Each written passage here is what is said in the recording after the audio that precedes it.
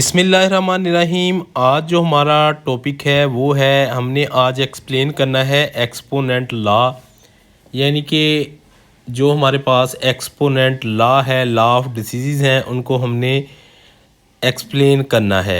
सबसे पहले हमें एक्सपोनेंट लॉ के बारे में पता होना चाहिए। दरअसल ये कहते किस चीज़ को हैं।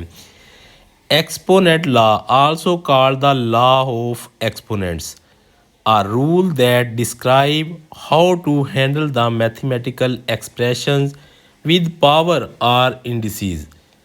They help simplify expressions involving exponents. Here breakdown of the main exponent law with example. तो इसने बताया है हमें कि एक्सपोनेंट लॉ वो होती हैं जिसमें हम लॉ ऑफ डिसीज़ और पावर रूल्स को सेटिस्फाई करते हैं किसी भी एक्सप्रेशन में। तो हमारे पास सबसे पहले जो रूल दिया गया है वो है हमारे पास जी प्रोडक्ट ऑफ पावर रूल। अभी प्रोडक्ट ऑफ पावर रूल हमारे पास क्या है, लॉ दिया गया है a power m multiply A power N. तो उसको हम ये देखें, ए पावर एम, ए जो इसमें है वो हमारी बेस है जिसको हम उर्दू में एहसास पढ़ते हैं। तो एम जो है उसकी पावर है, यानी कि हमारे पास बेस असास आ गई, और एम जो है उसका एक्सपोनेंट या पावर इसको पढ़ सकते हैं। तो ए पावर एम मल्टीप्लाई ए पावर एन, तो हम बेस को एक दफ़ा लिखेंगे तो पावर्स को आपस में क्या कर देंगे, जमा कर देंगे। एग्जाम्पल के थ्रू भी मैं आपको बता देता हूँ। एग्जाम्पल देखें जी, 2 पावर 3 मल्टीप्लाई 2 पावर 4। अभी 2 और 2 दोनों देखें सेम है, मल्टीप्लाई हो रहे हैं, तो इनके जो पावर्स हैं वो आपस में क्या हो जाएंगी, जमा हो जाएंगी। 2 power 3 plus 4 equal to 2 power 7। 2 power 7 को जब हमने कैलकुलेटर पर सॉल्व किया तो 128 इसका क्या आ गया, आंसर आ गया। यानी कि 2 पावर 7 का मतलब है कि 2 को हमने 7 टाइम आपस में मल्टीप्लाई कर देना है। दूसरा हमारा जो रूल है वो है कोशेंट ऑफ पावर रूल। यानी कि पावर रूल जिस तरह हमने पढ़ा है, अब कोशेंट यानी कि तकसीम में हम इसको पढ़ेंगे। A power m over a power n equal होती है a power m minus n when a is not equal to zero. इसमें ए जो है वो ज़ीरो नहीं होना चाहिए। एग्जाम्पल हमारे पास है 5 पावर 6 ओवर 5 पावर 2। देखें 5 जो है इसकी बेस सेम है, तो 5 लिखेंगे, 6 में से 2 माइनस कर देंगे, कितनी आ गई, 5 पावर 4। तो 5 पावर 4 का मतलब क्या है, 5 को हमने 4 टाइम मल्टीप्लाई कर देना है। तो जब मल्टीप्लाई करेंगे तो हमारे पास आंसर जो आएगा 625 आंसर आ जाएगा। तीसरा है जी हमारे पास पावर ऑफ पावर रूल।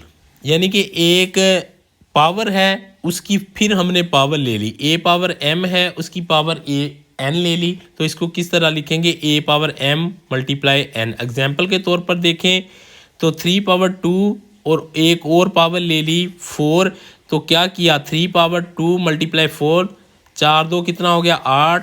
तो इसका मतलब 3 को हम 8 दफ़ा मल्टीप्लाई आपस में कर देंगे तो हमारे पास ये आंसर आ जाएगा। चौथा है जी पावर ऑफ प्रोडक्ट रूल।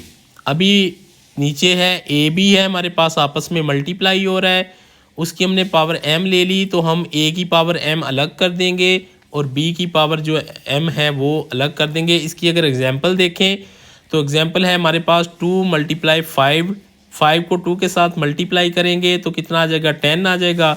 ठीक है, इसको अलग अलग भी अप्लाई कर सकते हैं, इस तरह भी अप्लाई कर सकते हैं, दोनों मेथड ठीक है। 2 पावर 3 कर लें और 5 की पावर 3 कर लें। 2 पावर 3 का मतलब क्या है, 2 को 3 टाइम मल्टीप्लाई करना है और 5 को 3 टाइम मल्टीप्लाई करना है, तो हमारे पास ये आंसर आ जाएगा। Power of a quotient rule.